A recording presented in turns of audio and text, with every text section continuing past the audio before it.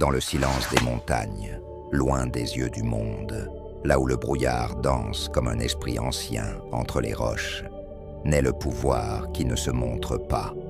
C'est là que Miyamoto Musashi, le samouraï invincible, a forgé non seulement son sabre, mais surtout son esprit. Il ne cherchait pas les applaudissements, mais la perfection. Il ne luttait pas pour être vu, mais pour être inarrêtable. Aujourd'hui, son héritage n'est pas fait de duels, mais de principes éternels. Ce ne sont pas des conseils, c'est un chemin, un sentier invisible qui se parcourt en silence, où la véritable domination ne s'obtient pas par la force, mais par l'art de l'invisibilité. Dans un monde où tout le monde crie pour exister, le guerrier le plus dangereux est celui que l'on ne remarque pas. La première fondation de ce pouvoir repose sur une vérité simple, mais redoutable.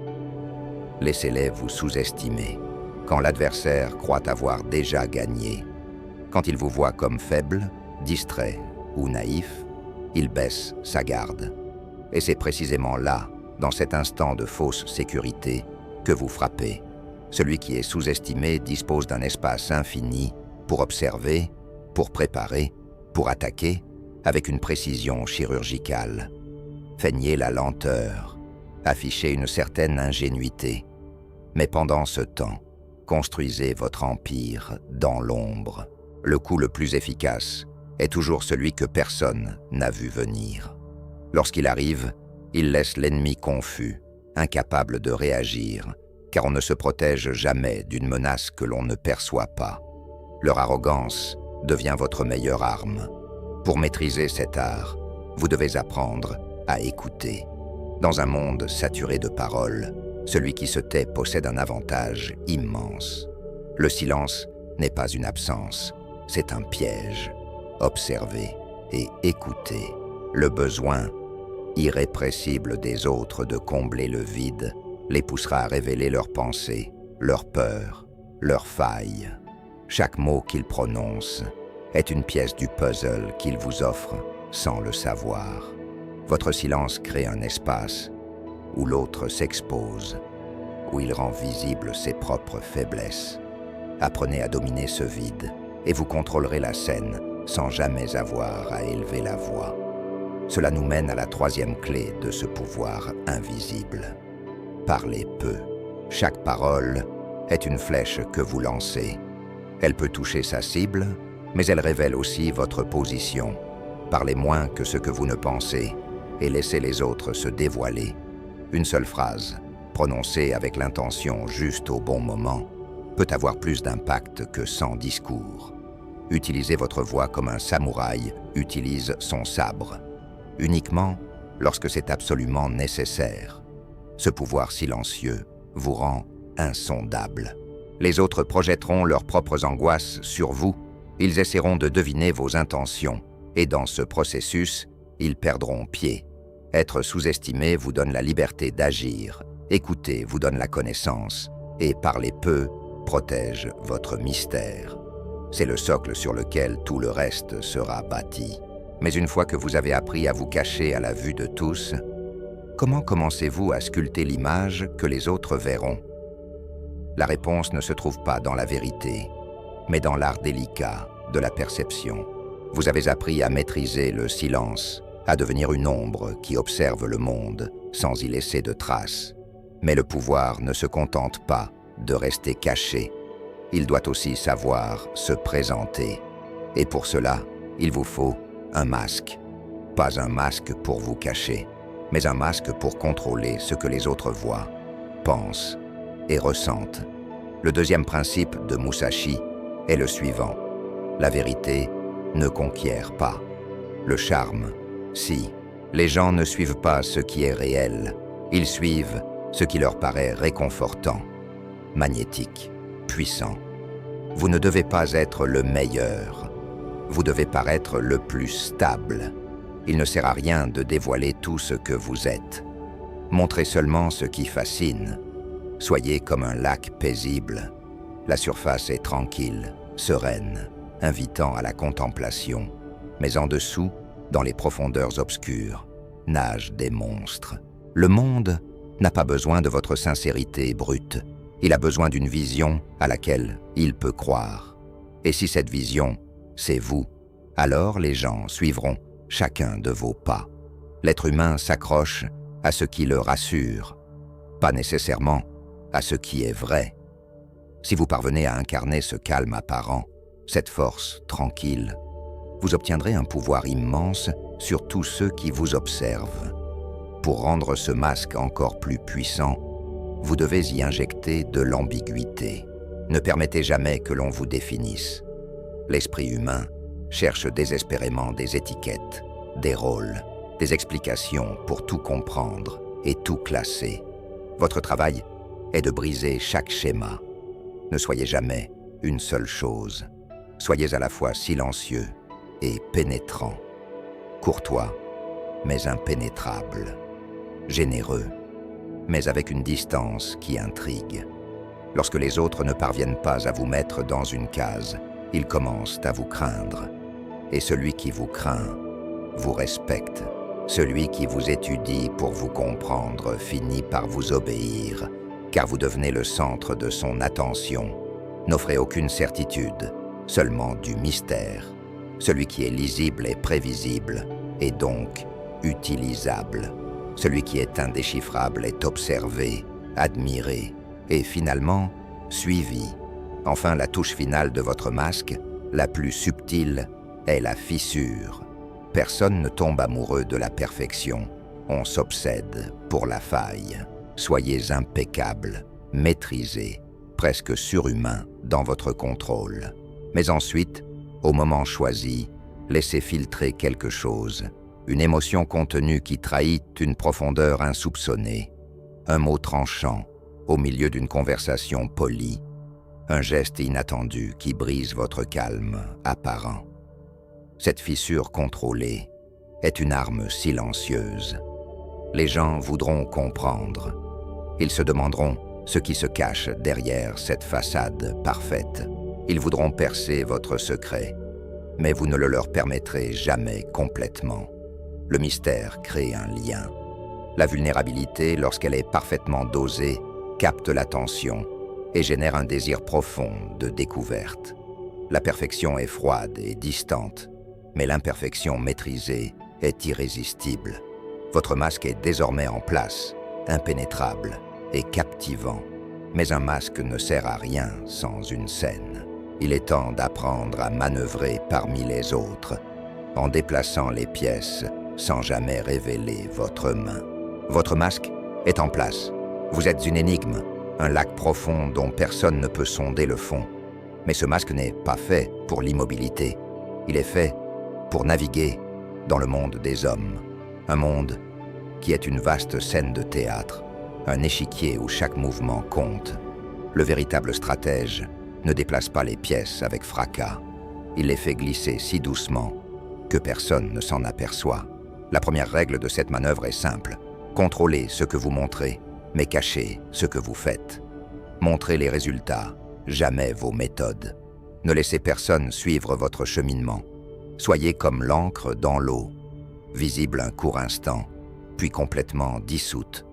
La discrétion est l'armure du véritable pouvoir. Dans le monde moderne, chaque geste est documenté, chaque étape est partagée. Vous, au contraire, vous marcherez dans l'obscurité. Publiez la victoire, mais jamais le récit de la bataille. Lorsque les autres verront votre succès, il sera déjà trop tard pour vous arrêter ou pour copier votre stratégie. Celui qui expose son plan expose en même temps ses points faibles. Celui qui se tait peut agir sans opposition. La véritable force reste invisible jusqu'au moment de l'impact. Une fois que vous maîtrisez l'art de la dissimulation, vous devez apprendre à masquer vos allégeances. La 7e loi de Musashi nous enseigne à effacer la ligne entre amis et ennemis. Saluez votre adversaire, souriez-lui. Écoutez-le avec une attention sincère, non par bonté, mais par pur contrôle. Quand les autres ne comprennent pas de quel côté vous êtes, ils se détendent. Et quand ils se détendent, ils ne voient pas venir le coup. La politesse est le camouflage le plus efficace qui soit. Soyez courtois, soyez présent, soyez aimable, jusqu'à l'instant précis où vous décidez qu'il est temps d'agir. Cet équilibre subtil sème la confusion dans l'esprit des autres, les laissant incertains, hésitants et vulnérables. Le vrai guerrier déplace les pièces, sans jamais révéler ses véritables intentions. Être impossible à distinguer entre un allié et un ennemi est la clé pour dominer sans jamais avoir à combattre. Enfin, pour lier les autres à vous, utilisez les faveurs comme des chaînes invisibles. Le 10e principe est crucial. N'offrez jamais votre aide par simple générosité. Donnez-la par stratégie. Une aide bien placée crée une dette silencieuse, une dette que l'on ne peut ignorer. N'exigez jamais rien en retour, mais attendez. La dette qui n'est pas réclamée pèse bien plus lourd sur la conscience. Celui qui reçoit se sent redevable, il se sent petit, et celui qui se sent petit commence à orbiter autour de vous, cherchant une occasion de se racheter. La gratitude est un sentiment instable, mais la culpabilité, elle, est éternelle. Ces faveurs sont les graines de la domination que vous plantez dans l'esprit des autres. Vous savez maintenant comment vous déplacer sans être détecté, mais comment transformer ces mouvements subtils en un véritable réseau d'influence, une toile qui lie les autres à votre volonté de manière presque inconsciente. Vous vous déplacez désormais comme un fantôme sur l'échiquier, masqué, silencieux et stratégique. Vos faveurs ont créé des dettes. Votre ambiguïté sème le doute. Mais ces manœuvres ne sont que des fils épars. Il est temps de les tisser pour former une toile de contrôle si subtile et si solide que ceux qui y sont pris ne la sentiront jamais avant qu'il ne soit trop tard. Pour cela, la première étape n'est pas la force, mais la confiance. Ne conquérez pas par l'intimidation, conquérez en devenant un havre de paix. Faites en sorte que les autres se sentent en parfaite sécurité avec vous. C'est le 8e principe. Laissez-les croire que ce sont eux qui mènent la danse, que vous n'êtes qu'un conseiller loyal, un soutien infaillible. Approuvez leurs décisions, flattez leur intelligence, donnez-leur un sentiment de contrôle total. Lorsqu'un esprit se sent en sécurité, il s'endort. Et celui qui dort ne voit pas la tempête arriver. Pendant qu'ils baissent leur garde, vous prenez doucement les rênes. Au moment où ils réaliseront que c'est vous qui dirigez, il sera bien trop tard. Ils accepteront votre autorité car elle leur semblera naturelle, comme la suite logique des événements qu'ils pensaient avoir initiés. La confiance est la clé qui ouvre toutes les portes. À vous de les refermer derrière vous avec précision. Une fois que vous avez leur confiance, vous devez créer la dépendance. C'est le 9e principe, l'un des plus puissants. Offrez-leur de la valeur, guidez-les, protégez-les. Devenez la solution à leurs problèmes, la réponse à leurs questions. Rendez-vous indispensable. Puis, au sommet de leur dépendance, retirez-vous. Sans un mot, sans une explication. Disparaissez. Vous laisserez derrière vous un vide immense. Et dans ce vide naîtront le désir, la nostalgie, puis le chaos. Celui qui avait besoin de vous commencera à s'effondrer. Il vous cherchera, non pas parce qu'il vous aime, mais parce qu'il ne peut plus fonctionner sans vous. Votre absence parlera plus fort que 1000 paroles, car elle le forcera à se confronter à sa propre faiblesse. Le pouvoir ne réside pas seulement dans la présence, mais dans l'art de se retirer au bon moment, pour que l'autre supplie votre retour. Maintenant, pour le fil le plus solide de votre toile, celui qui ne peut être brisé, la complicité. La 11e loi nous enseigne que la loyauté ne naît pas de l'amour, mais d'une faute partagée. Faites en sorte que les autres franchissent une ligne pour vous. Laissez-les dire, faire ou cacher quelque chose qui les compromet. Devenez le gardien de leurs secrets. À partir de cet instant, ils ne pourront plus jamais vous trahir, non par respect, mais par peur d'être exposés. Ne dirigez pas par l'admiration, dirigé avec le lien silencieux de la culpabilité partagée. Ce lien invisible est plus fort que n'importe quel serment. Celui qui est impliqué dans une de vos manœuvres devient un allié inébranlable, car se protéger soi-même signifie désormais vous protéger. Les fils de votre influence sont maintenant tissés. Mais que se passe-t-il lorsque des alliances hostiles se forment? Plutôt que de les affronter, le maître stratège les démantèle. De l'intérieur, votre toile d'influence est tissée, subtile et résistante. Vous avez lié les autres à vous par la confiance, la dépendance et la complicité. Mais inévitablement, des obstacles se dresseront. Des alliances se formeront contre vous. L'erreur du stratège ordinaire est de répondre à la force par la force. Le maître, lui, sait qu'il ne faut jamais rompre les liens depuis l'extérieur. Il les fait pourrir de l'intérieur. C'est le 12e principe, celui du poison lent. Ne détruisez jamais une alliance. Faites en sorte qu'elle s'auto-détruise. N'attaquez jamais de front. Semez le doute, une parole ambiguë, une question qui ne semble être qu'une simple curiosité, un silence au moment où l'on attendait votre soutien. Ne dites pas « votre allié vous trahit ». Demandez plutôt « j'ai trouvé son comportement étrange l'autre jour, pas vous ». Ne formulez jamais d'accusation. Laissez leur propre paranoïa faire le travail. L'esprit humain est un terrain fertile pour la méfiance. Une simple graine suffit.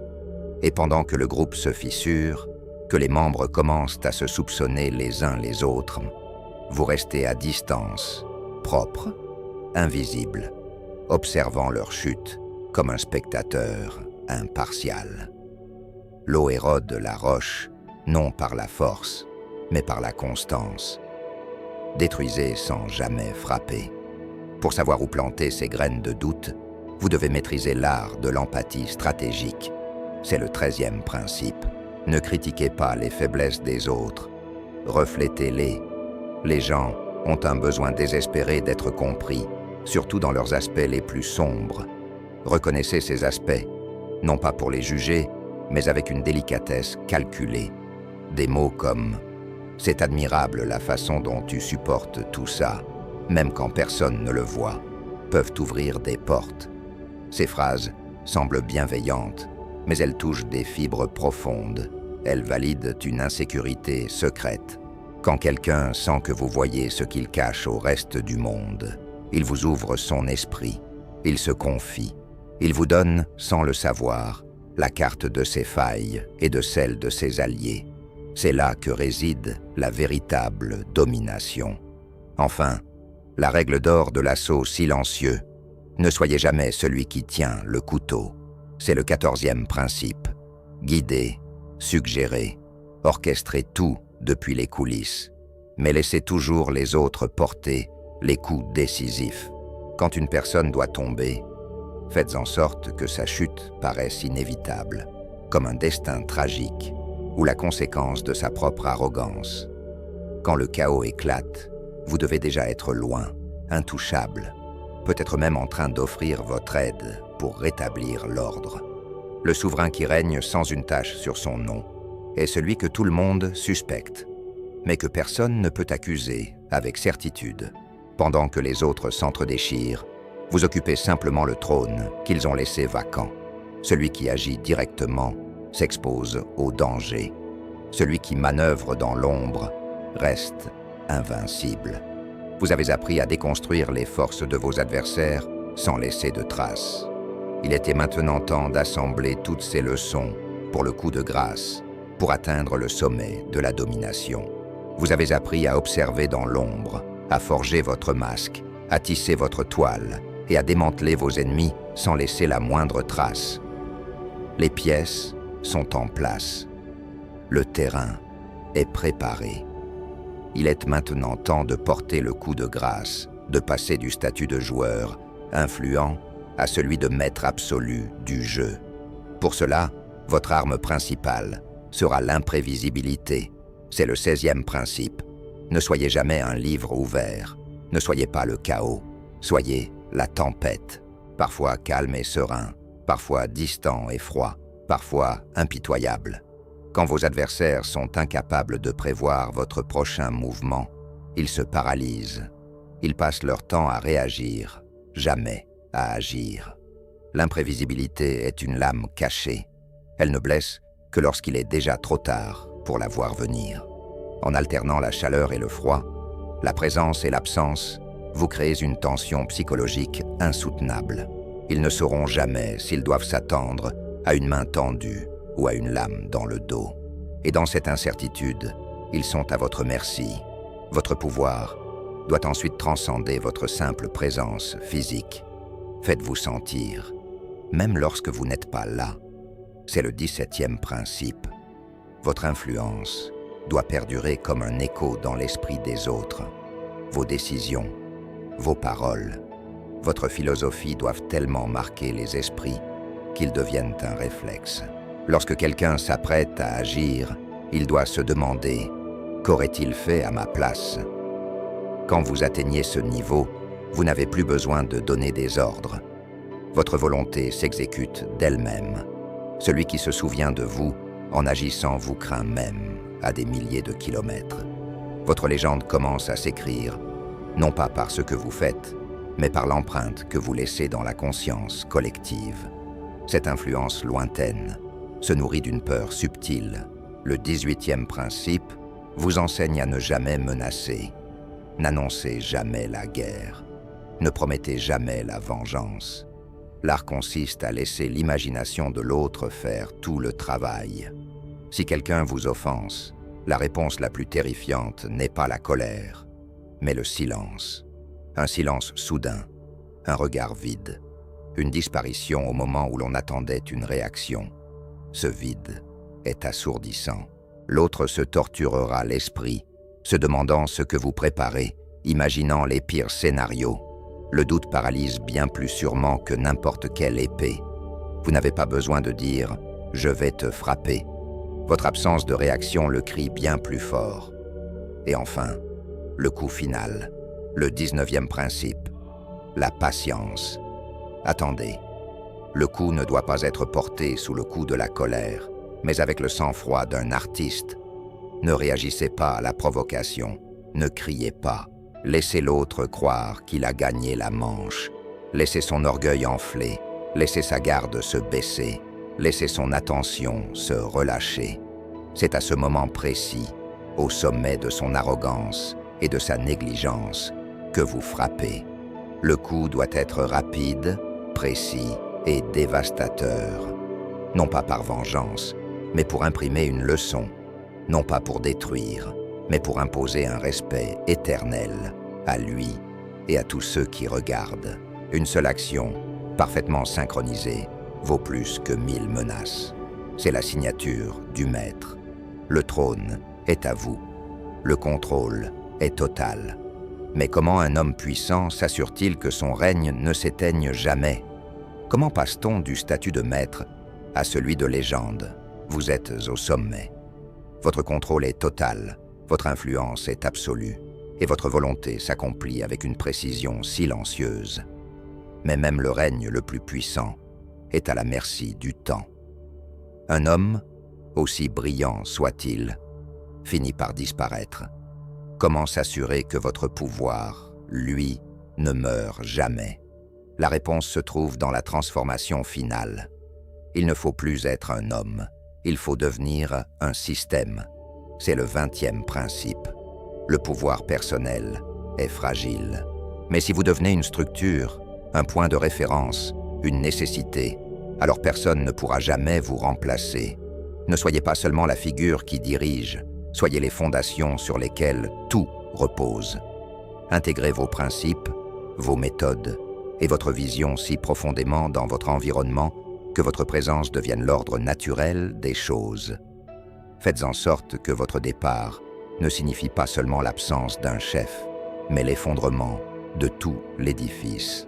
Celui qui n'est qu'une figure visible peut être renversé, mais celui qui est le fondement invisible demeure, même après le silence. Votre héritage n'est pas ce que vous avez fait, mais le système que vous laissez derrière vous. Un système qui continue de fonctionner selon vos règles, pour toujours. Et enfin, le 21e et dernier principe, le sceau de l'immortalité. Faites en sorte qu'ils craignent de prononcer votre nom. Ne soyez pas célèbre, soyez une légende. La célébrité est bruyante. Elle a besoin de lumière et d'applaudissements. Elle est éphémère.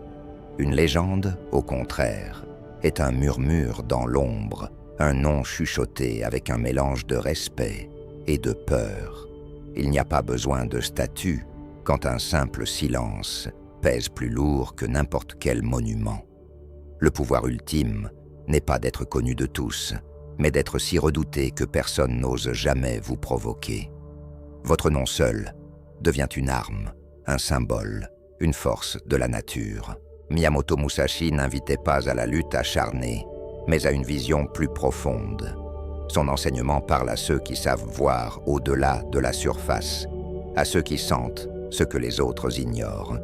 Le véritable domaine, disait-il, ne réside pas dans la force apparente, mais dans l'art de l'invisibilité. Non dans la colère qui explose, mais dans la patience qui attend. Non dans le cri qui fait du bruit, mais dans le silence qui prépare la victoire. Celui qui veut être craint ne se montre pas. Celui qui aspire à gouverner n'apparaît jamais complètement. Et celui qui désire gagner ne se laisse jamais emporter par la précipitation. Car l'ombre calme et implacable de Musashi est celle que personne ne peut jamais arrêter. Si ce contenu vous a touché d'une manière ou d'une autre, abonnez-vous à la chaîne, activez la cloche et laissez votre commentaire ci-dessous